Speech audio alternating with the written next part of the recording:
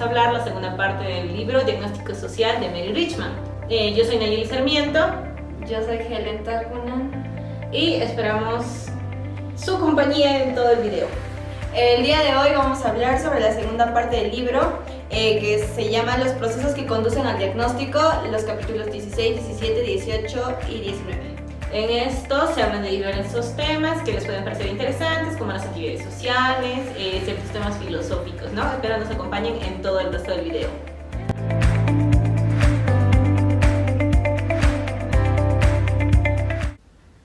En el tema 16 de esta segunda parte del libro hablamos de las entidades sociales como fuentes, en la cual este apartado de este libro inicia hablando con lo que son hablando de la importancia de la colaboración entre diferentes entidades sociales en todo lo que abarca nuestra profesión, que es el trabajo social. Ya que realmente se debe actuar en base a lo que es la premisa de que existe el trabajo en equipo, ¿no? Porque en sí, en el libro mencionan a la colaboración como un acto de fe, que requiere ambición, una visión, un objetivo, una visión en común y lo más importante, confianza entre todos los que vamos a estar trabajando en equipo, como por ejemplo ahora. Hay que darle acá un poco énfasis a lo que la autora llama diagnóstico social inteligente, que realmente para lograr una mejora social afectiva, efectiva, porque va a permitir la comprensión integral de la situación social que está dándose en ese momento. Y a partir de esto se va a entender lo que son las necesidades de los individuos y de la comunidad también, ¿no? Además, el diagnóstico social inteligente nos ayuda a nosotros a identificar las causas fundamentales de cualquier problema social que esté pasando, ¿no? Y además va a permitir el desarrollo de que nosotros podamos desarrollar intervenciones, desarrollar estrategias para que sean específicas, ¿no? Para poder abordar estos problemas sociales que se han notado. Aparte, este diagnóstico social inteligente promueve lo que es la toma de decisiones, la que esta va a estar principalmente basada en lo que es la evidencia, y esta evidencia que uno logra observar es lo que va a garantizar que los recursos que uno tiene como trabajadora social, como entidad social, sean administrados, se asignen de una manera correcta, que sea más eficiente y más efectivo. En el libro también habla de 4 etapas de la evolución. Sí, bueno, estas 4 etapas, como primero tenemos el periodo competitivo, ¿no? Que esta etapa se va a caracterizar más por la competencia entre las entidades sociales, ya que cada entidad va a trabajar a su manera y busca destacarse individualmente. Continuamos con el periodo de cooperación y vacuo.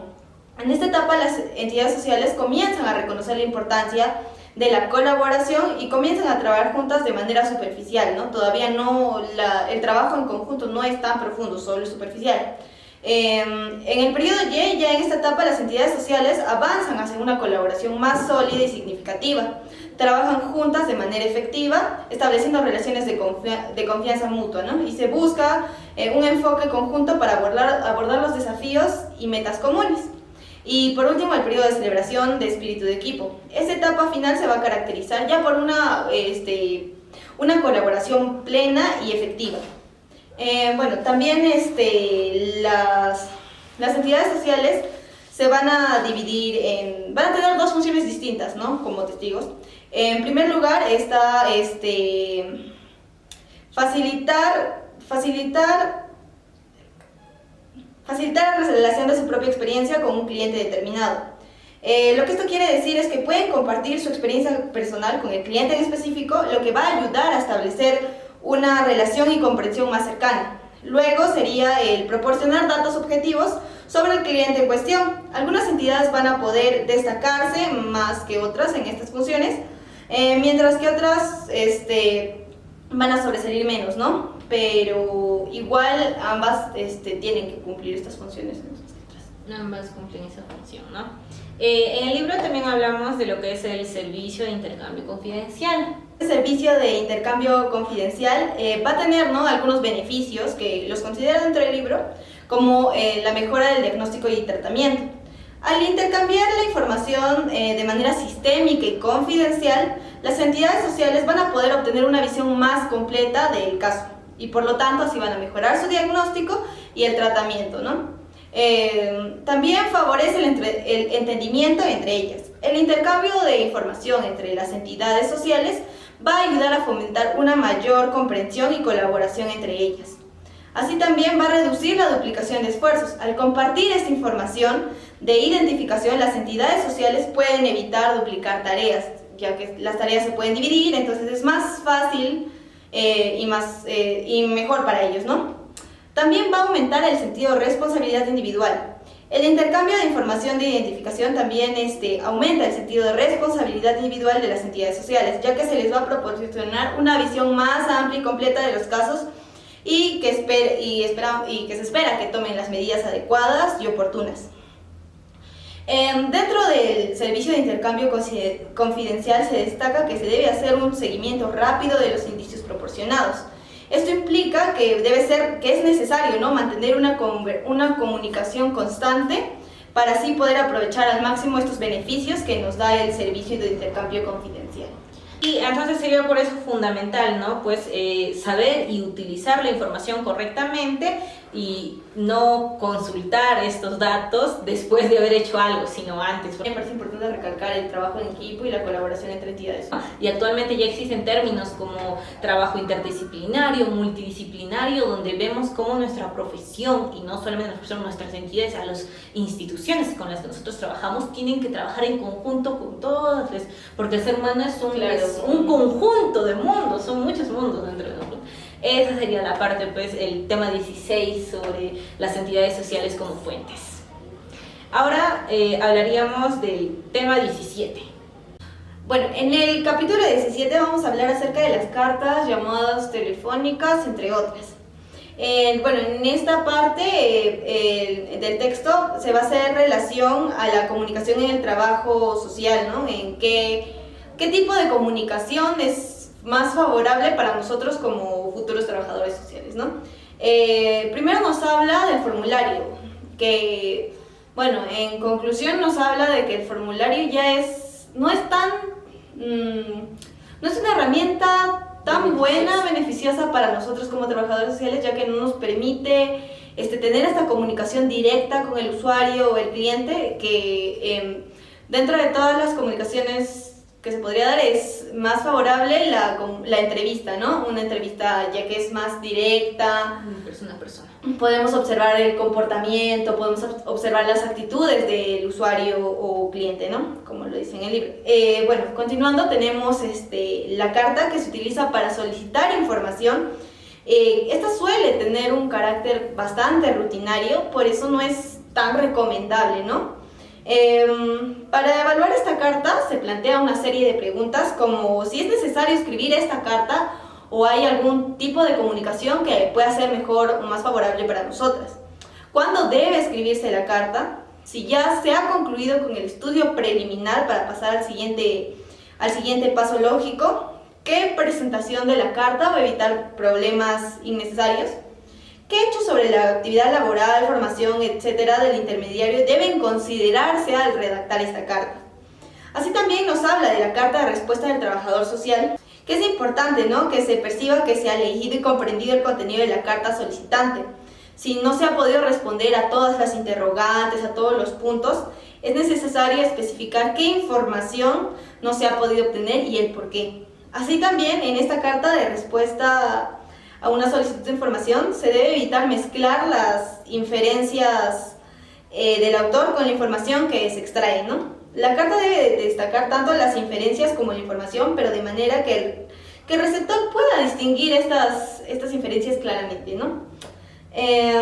Después hablamos del telégrafo. A mí me sorprendió bastante porque en lo personal no sabía que era un telégrafo. ¿Tú sabías que era un telégrafo?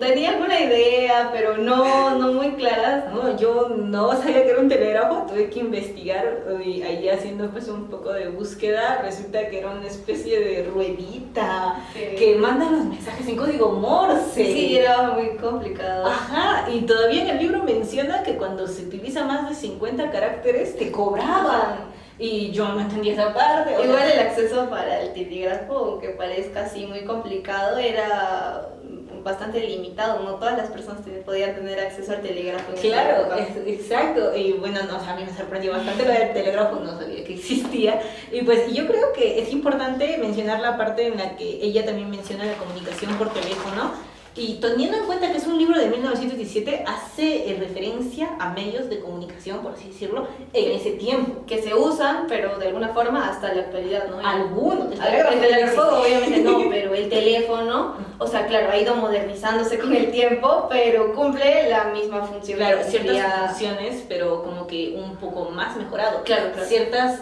parte de las cartas a veces incluso ya se va por lo que es Gmail, ¿no? Que es un correo. Y adaptando un poco esta parte del libro, creo, hacia la actualidad, hacia el 2023, en el que nos encontramos, creo que muchos siglos después, ¿verdad? Sí. Muchos siglos, estamos hablando ya de comunicaciones por videollamada, terapias que se llevan por videollamada, e incluso ahora hay estas simulaciones, hologramas creo le llaman, donde se parece que estas personas, pero solo es una imagen virtual, ¿no? Entonces yo creo que hay que adaptar bastante esto de cómo de estas situaciones se tienen que arreglar, acomodar, por así decirlo, a nuestra profesión, a lo que es el trabajo social, cómo también nos hemos ido adaptando a estas situaciones, a reconocer qué medios de comunicación nos están emergiendo, pero hasta ahora se mantiene que la entrevista persona a persona es lo mejor. O sea, si bien es cierto que ahora el teléfono nos da la facilidad, ¿no?, de hacer estas videollamadas donde tú puedes observar de alguna forma a la persona, no sabemos nunca qué hay detrás de una pantalla, ¿no? Entonces, o sea, si bien ha mejorado bastante, ya no solamente se limita a escuchar la voz de la otra persona mediante el teléfono, como recalco como dijo mi compañera, es mucho mejor las entrevistas así, directas, juntos, donde face to face, donde tú puedas observar al cliente o usuario. Hay otra cosa que ella también recalca importante y que tú acabas de decir, que tú nunca sabes qué hay detrás de una pantalla. Si bien puede ser cierto que ustedes nos ven ahora a las dos, ¿no? Pero tal vez mi compañera está ahí en la esquina, pero no lo está. Es importante tener en cuenta lo que son algunas deficiencias que siempre pasan en todas las tecnologías, desde antes hasta ahora. Eso sería lo principal para mí, que mencionen todo lo que es el tema 17. Los medios de comunicación que se han usado, se usan y se van a usar en adelante. No sabemos cómo va a avanzar la tecnología. Ahora vamos a hablar del tema 18, titulado pues comparación e interpretación. Pero primero pues mencionando algunas premisas que se dan en el libro, que habla de procesos que conducen al diagnóstico. Hay alguna de estos procesos, los primeros que quisiera mencionar pues son 4 principales, ¿no? La primera entrevista completa con un cliente o usuario, como actualmente lo llamamos, ¿no? Donde pues en esta el trabajador social tiene que recopilar la información sobre su situación, sus problemas, sus necesidades, todo aquello, ¿no? Pero completa, como menciona su título, ¿no? El segundo proceso serían pues los primeros contactos con el grupo familiar. El grupo familiar nos ayuda a nosotros bastante a obtener más información adicional sobre la situación que tal vez el cliente usuario no lo llega a ver mucho o lo omitido. O lo omite, pero la familia, como siempre, nos ayuda bastante, ¿no? Y el proceso 3 de la búsqueda de más información de otras personas fuera del grupo familiar. Y pues el proceso final de comparación e interpretación, que más adelante les voy a hablar un poco de mi compañera. Acá yo creo que es importante resaltar que el diagnóstico final que nosotros vamos a tener tiene que estar basado en todo lo que les he mencionado.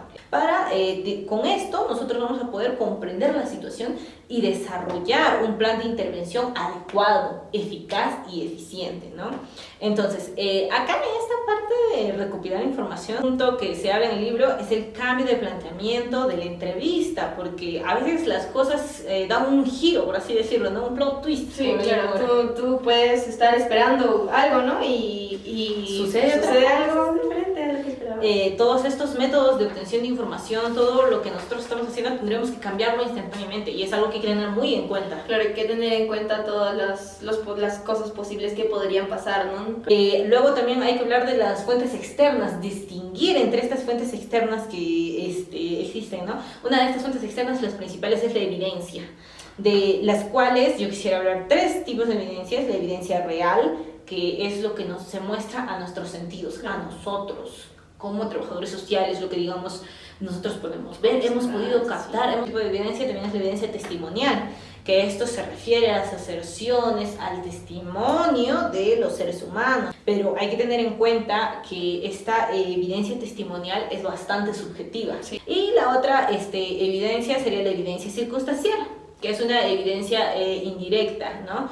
También hablando de los testigos, hay ciertas características que se mencionan, que son pues la competencia de cómo esta persona ha estado en el momento, su capacidad de percibir, la capacidad de recordar y de comunicar, porque hay personas que entran en shock. También habla de la parcialidad de los testigos, que también es bastante que pues influye bastante influye lo racial, lo religioso, nacionalidad, sí, con la política, el racismo actualmente es pues un tema muy terrible, ¿no? Y también se toma en cuenta lo que es la sugeribilidad, que es pues la susceptibilidad de un testigo que está siendo influenciado por preguntas o por otras personas. Todas estas características que yo había mencionado pues son importantes y pueden ayudar a lo que es determinar cualquier confiabilidad, ¿no? Tanto en la evidencia, en el testigo, en el testimonio y su valor para nuestro diagnóstico. Claro. Eso es importante. Bueno, continuando, hablamos, ¿no?, acerca de la comparación del material.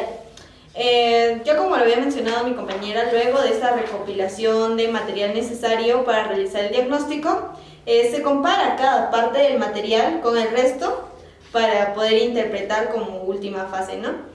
Bueno, en el diagnóstico social, la comparación de datos va a implicar examinar cada elemento teniendo en cuenta al resto y en ocasiones examinar estos elementos excluyendo deliberadamente al resto, ¿no? O sea, tú en esta comparación es importante que el trabajador social le dé la importancia a los hechos establecidos, estar atento a las contradicciones que puede haber y no prestar tanta atención, o sea, por ejemplo, al primer documento y te olvidas del último, o sea, no darles como un nivel de importancia menor, sino todos por igual. Claro, y es que en el texto mencionan a Du Bois, que es un importante autor, que él nos menciona parte de lo que dice, pues no, recoger el material, comparar el material y solamente si está comparado se tiene que interpretar, porque es importante esto que tú mencionas de la comparación. Sí, pero un buen diagnóstico tiene que ser completo y claro y debe enfatizar, ¿no?, en aspectos importantes, a veces suele esto de que divagamos demasiado y que consideramos hechos que no son tan importantes, pero en el diagnóstico social se debe enfatizar en lo importante. Yo creo que algunos puntos claves del diagnóstico social es que va a requerir principalmente una combinación de técnica y capacidad de análisis. Porque actualmente tenemos nuevas técnicas, nuevas herramientas, pero la capacidad de análisis ha existido desde siempre, existe y va a seguir existiendo. Es que acá es importante hablar de lo que la autora llama como el factor temporal, porque la influencia del tiempo en cualquier diagnóstico es muy decisivo. La investigación y el análisis van a estar a lo largo de todo el tratamiento, a lo largo, porque siempre sucede una que otra cosa, ¿no? Entonces, creo que eso sería todo sobre el tema 18, ¿verdad? Sí, ahora hablaríamos del tema 19. El tema 19 habla de presupuestos filosóficos, y es que nuestra carrera a lo largo de su historia ha estado ligada a la filosofía, ¿no? Acá nos habla de dos puntos importantes que son las diferencias individuales y la apertura del yo. Las diferencias individuales hacen pues, ¿no?, referencia a que las personas son únicas. Las personas tenemos diferentes necesidades, tenemos diferentes experiencias, diferentes gustos, diferentes formas de diferentes pensar. en todo. Somos todos diferentes. Como habríamos mencionado hace poco, somos diferentes mundos. Cada persona es un mundo, ¿no? Entonces, ya. Y el trabajo social en sí, hablando del trabajo social en el método del caso, se va a centrar pues, ¿no?, en las necesidades individuales, en lo que va a diferenciar de los otros enfoques, en una reforma social que va a tratar a las personas como un grupo homogéneo, no de ese modo, ¿no?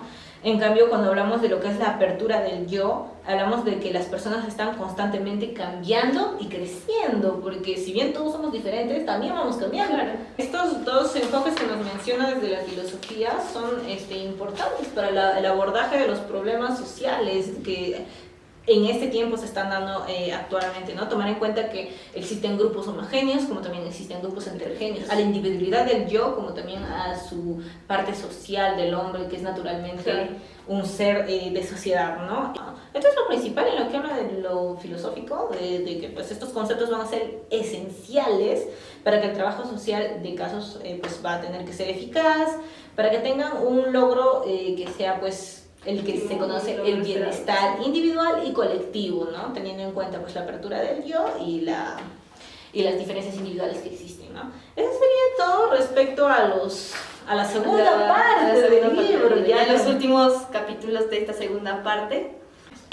Recuerden que subimos un capítulo cada domingo. Y pues que hablamos de estos temas que es el libro Diagnóstico Social de Mary Richman. Los esperamos.